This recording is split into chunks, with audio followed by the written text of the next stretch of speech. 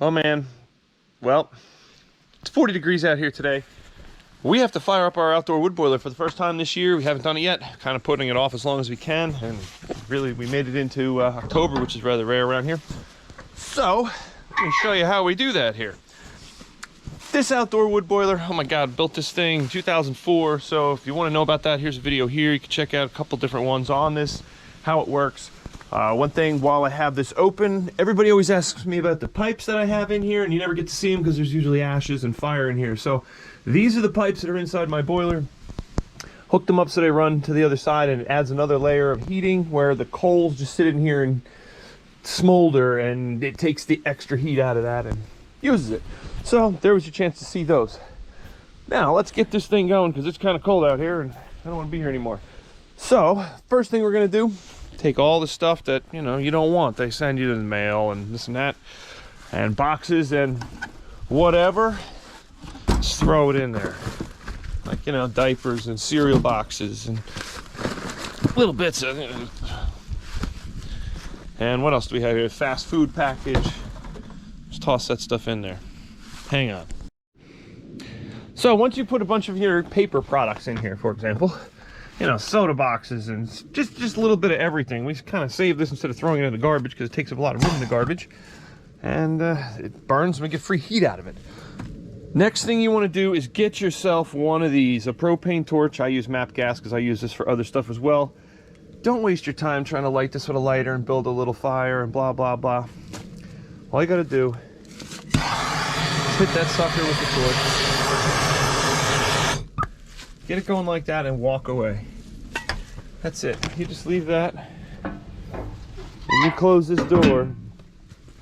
That's it. That sucker will get up and get going.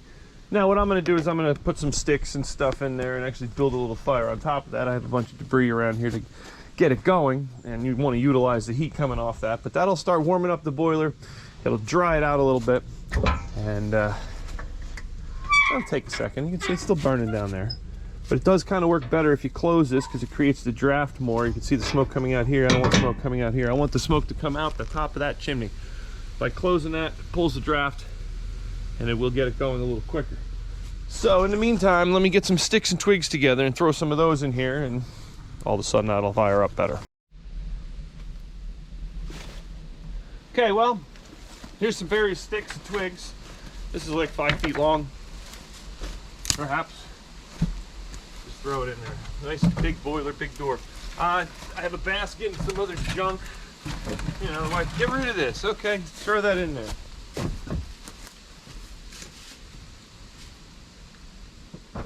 What else?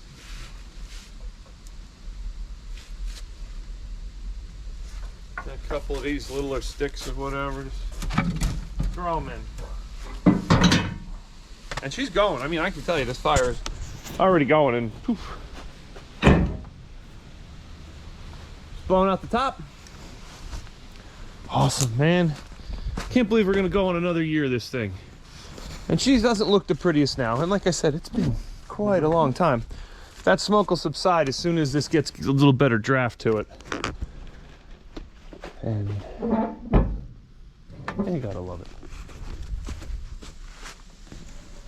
You throw more wood in that.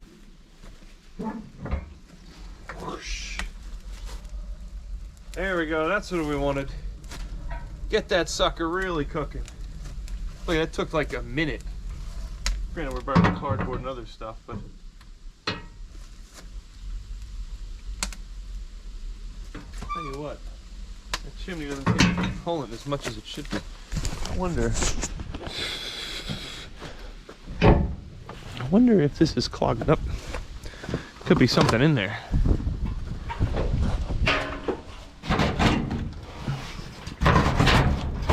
Something? I'd say there's something in there. Holy moly, where did all this crud come from? There's my problem. I better clean this out quick. Now that's how it's supposed to be drafting. Much better now. Got rid of that crud that was in the base of that thing.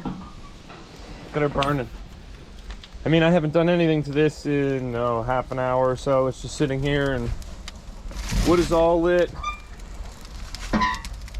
Paper's all gone. Good to go. And she's nice and warm. So now we built a little bit of heat in here. We're gonna flick on our circulator pumps, get this running, circulate the water through the house, heat up our floor. We have radiant floor heating through here. I'll put up a link here. You can check out how that system works there as well. This thing is awesome, especially this time of the year. This thing is great around this time of the year. You know, you're building a few fires. It'll run for a couple hours and then you let the fire go out.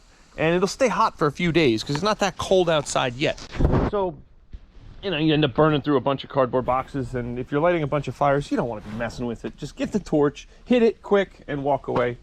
You'll really love that if it's raining or cold and you just don't have time. You know, you don't have time for that. You want to just load it and go. Big perk having that little thing.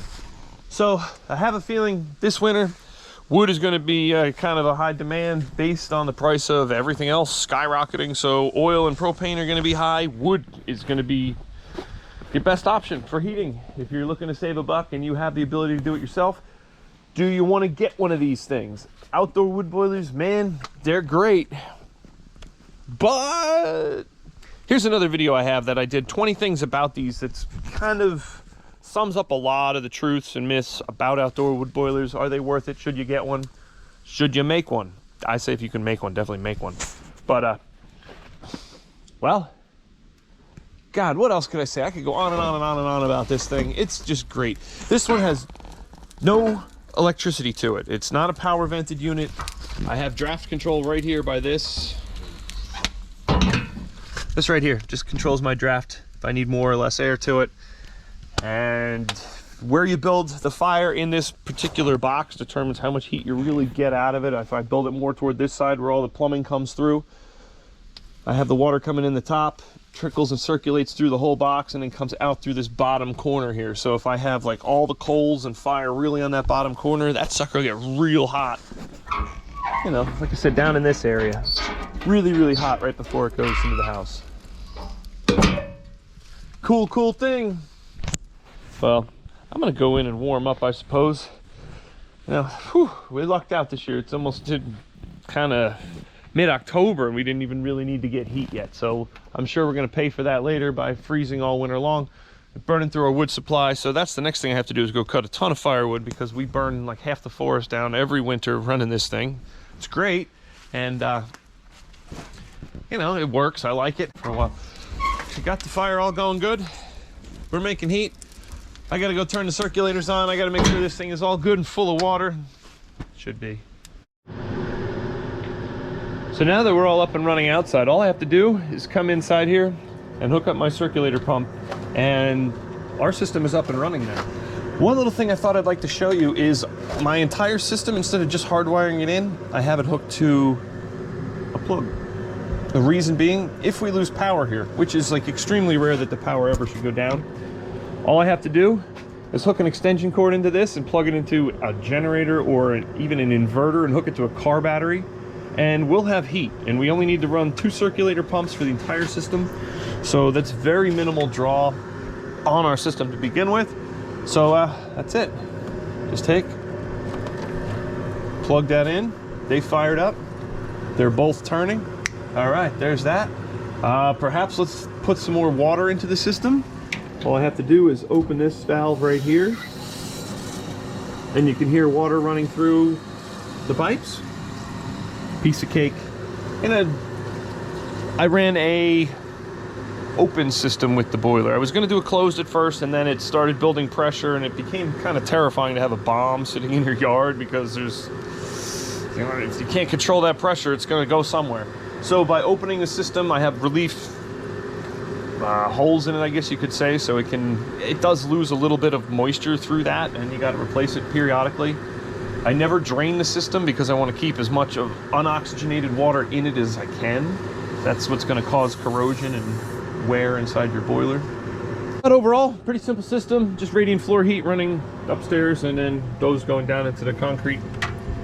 Other than that, I mean, they built this thing 20 some years ago and it still heats the house. Just like that, I can feel warmth coming through here and rather really cold water running out through there. So it's all, the system is up and working and whew. All right. Cool thing about this is it does come into the house and go into a hot water heater. This is I was originally running on this to heat the house, and you know, you spend a fortune on propane, but now I still utilize this. It comes through it. It barely ever comes on unless I have it set for a really low temperature. So if all of a sudden I hear this kick on, I know, hey, my boiler isn't working out there because the backup came on. Also, if I go on vacation or I'm not here, I have some way to heat the water and heat the boiler because I don't run antifreeze as well. So it keeps it from freezing and adds that little heat to the house that I need. Yes, it costs a little bit to do it, but it's nice to have that backup instead of just relying on the boiler. Small little perk. Well, I hope you liked this video. I hope you learned some stuff. Check out our other videos because we learned a ton of things on boilers and outdoor wood boilers and things about that. So have a great day and go stay warm.